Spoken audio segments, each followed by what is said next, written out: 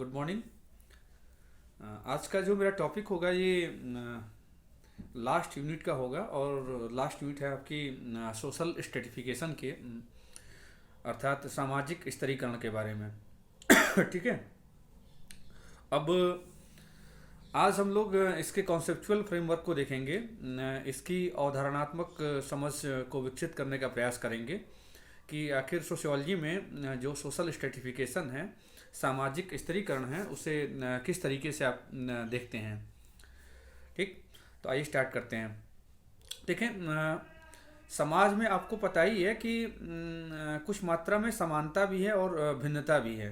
ठीक है, ये समाज का क्या है, ये समाज की एक अनिवार्य विशेषता है। किसी भी समाज की आपको कुछ लेवल पे क्या मिलेगा, समानता मिलेगी, आपको सिमिलैरिटीज़ मिलेंगी, और वही कुछ मात्रा में आपको क्या दिखाई देगा, डिफरेंसेस आपको दिखाई देंगे। ठीक है।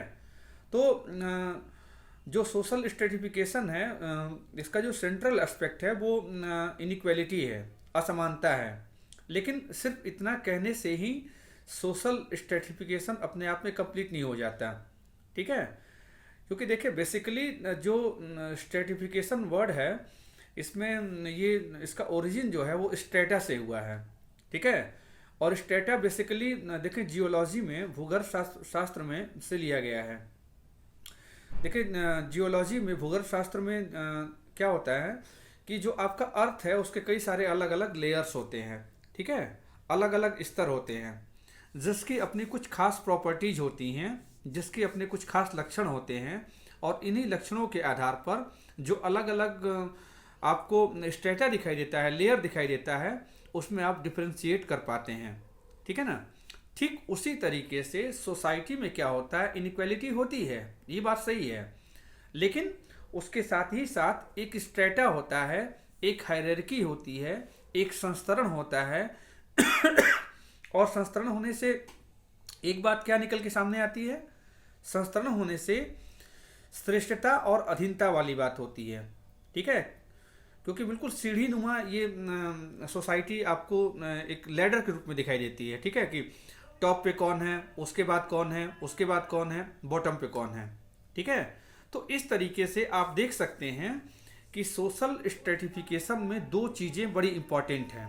ठीक है, पहला चीज़ क्या है, पहली बात है असमानता, इनइक्वालिटी, और सेकंड मेजर कंपोनेंट क्या है इसका, हायरार्की, अर्थात संस्तरण, एक उच्चता निम्नता का क्रम। ठीक है, लेकिन एक तीसरा एस्पेक्ट भी इसके साथ जुड़ा हुआ है जो कि सबसे महत्वपूर्ण है, वो है इसका संस्थागत रूप। संस्थागत रूप का मतलब क्या है कि समाज के द्वारा इस असमानता को दी गई स्वीकार्यता, इसका एक्सेप्टेंस।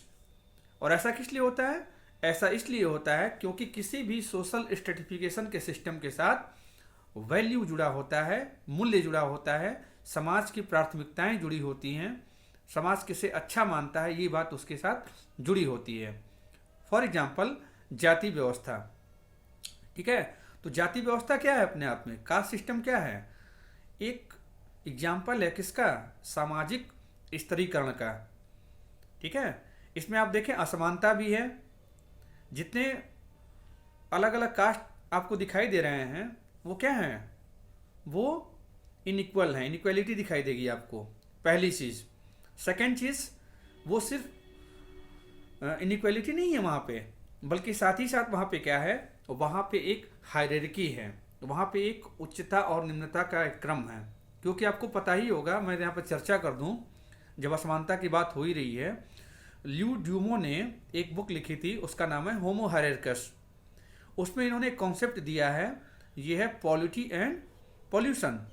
ठीक है, ये क्या है, शुद्धता और प्रदूषण की अवधारणा दी है, और इसको इन्होंने क्या रिलेट किया है, किससे रिलेट किया है, कास्ट सिस्टम से रिलेट किया है कि कुछ कास्ट ऐसे हैं जिनके द्वारा किया गया काम क्या है, शुद्ध पवित्र श्रेणी का माना जाता है, और कई जातियां ऐसी हैं, परिगणित जातियां विशेष रूप से, जिनकी कार्य को क्या माना गया है, दूषित माना गया है। और इनइक्वालिटी का लेवल यहाँ तक है, यदि उनकी परछाई टच कर जाए तो जो उच्च जाति के लोग हैं वो क्या मान लिए जाते हैं, वो लोग दूषित मान लिए जाते हैं। ठीक है, तो ये इंटेंसिटी है उच्चता और निम्नता की। ठीक है, सबसे अच्छा तीसरी बात क्या है जाति व्यवस्था में, इसके साथ समाज का मूल्य जुड़ा हुआ है, और यही समाज का मूल्य जुड़ा होना इस इसकी वाइडर एक्सेप्टेंस को बताता है, इसकी व्यापक स्वीकार्यता को बताता है। ठीक है, क्योंकि जब तक समाज की स्वीकृति नहीं होगी, जब तक समाज का मूल्य इसमें निहित नहीं होगा, तब तक व्यापक स्तर पर इसकी स्वीकार्यता संभव है ही नहीं। ठीक है, तो निष्कर्ष क्या निकला? निष्कर्ष ये निकला, आप एक शब्द में कहें, एक लाइन में कहें यदि, सामाजिक स्तरीकरण क्या है? सामाजिक स्तरीकरण एक ऐसी असमानता है जो संस्थागत है।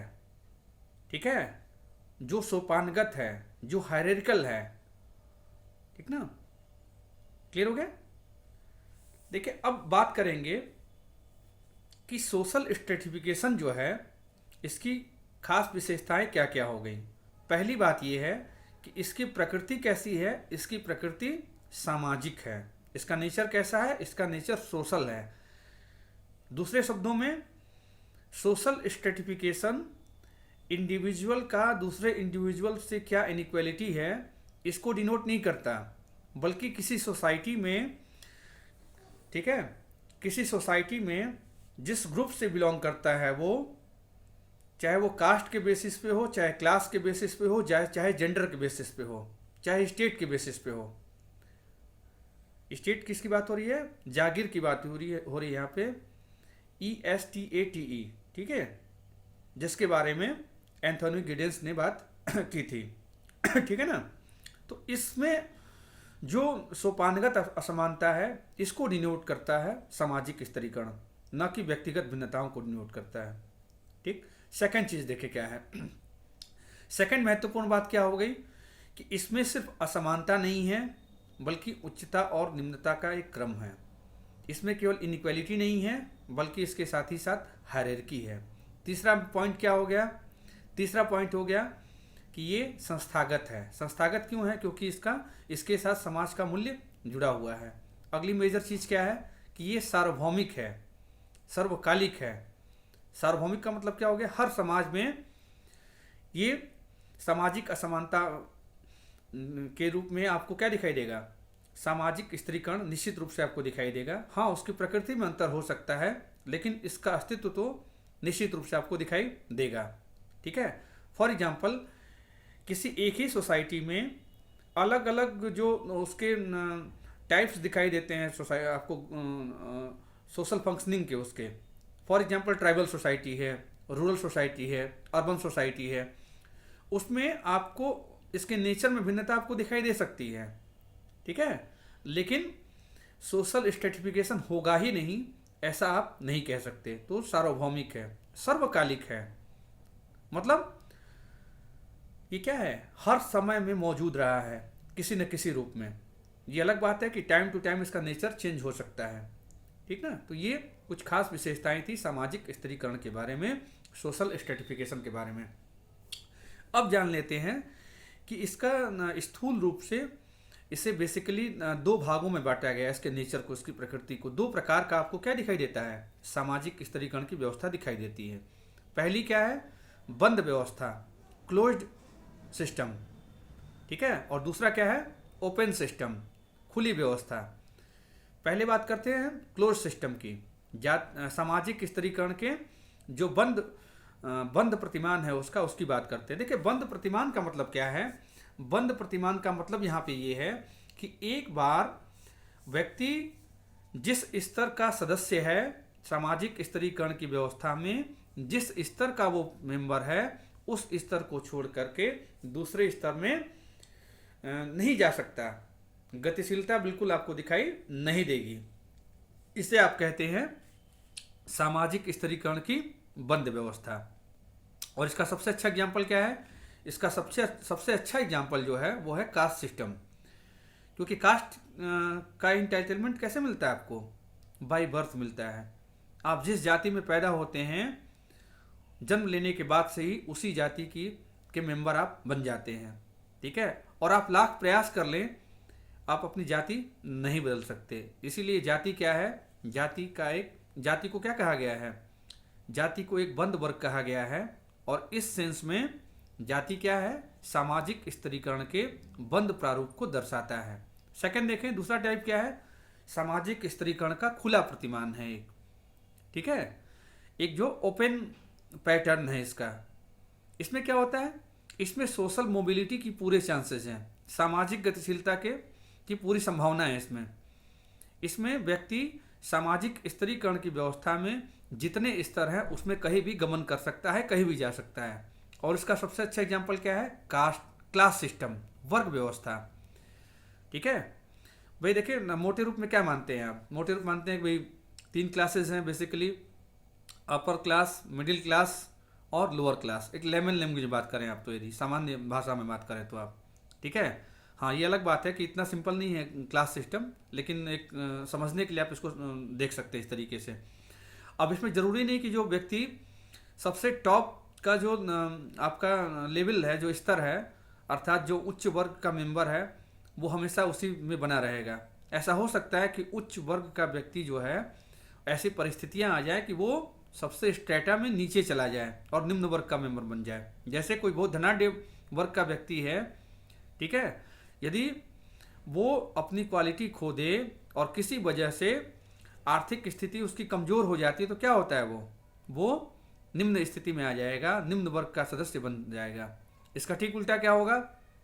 निम्न वर्ग का व्यक्ति यदि ऐसी उपलब्धि हासिल कर ले जिसका समाज में काफी सम्मान है, तो क्या होगा? वो व्यक्ति उच्च वर्ग का सदस्य बन जाएगा।